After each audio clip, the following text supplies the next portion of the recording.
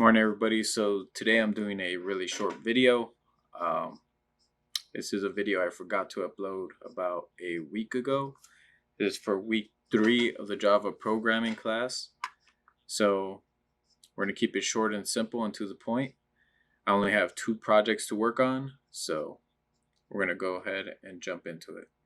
Okay, so for project 1, Internet Service Provider, we are going to write a program that calculates the customer's monthly bill. It should ask the user to enter the letter of the package the customer has purchased, whether it's A, B, or C, and the number of hours that were used. But it should then display the total charges. So let's go into NetBeans. Alright, so let's see. Internet Service Provider. I got my scanner, main, scanner for the user to read the user's input, and we got package A price, package B price, package C price, and the hours. System out print. This is what the user will see before he inputs his selection. Number of hours, you enter between 10 and 20. And then double the charges. And then we have our if statements. So if user chooses package A, you're going to multiply those hours times 2.0. If B, times 1, and so on and so forth. So let's run that real quick. We'll enter A. Hours used, 10. This is what's going to be the cost. Alright, so let's try it again. We'll run a different package. We'll run package B. Oh shit. Okay, so we'll run package B, enter. Let's say we use 40 hours. There's the cost for 40 hours, $33.95. So that looks good. I'll leave this up for a few seconds.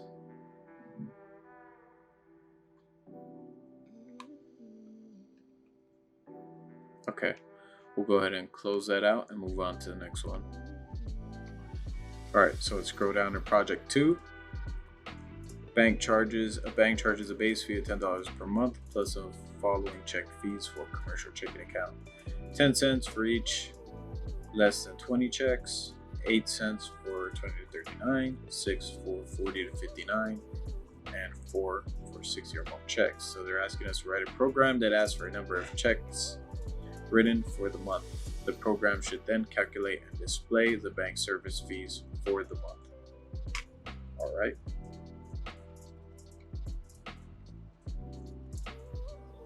Again, we import our scanner, we put our constants, fees, and the base fees. So it's a base fee, 10 cents, less than 20, 10 cents, up to 20 to 39, 8 cents, 40 to 59, 6 cents, 60 or more, 4 cents. Then we're going to ask the user to enter the number of checks written for the month. Enter the number of checks written for the month. As you can see, this is what will be displayed in the output. And we're going to calculate the service fee. And we have our if statements. As we did in the previous program, if less than 20,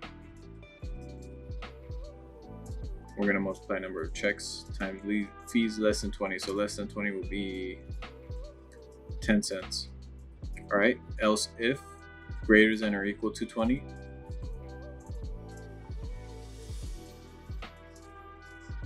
then else if 20 to 29, then 40.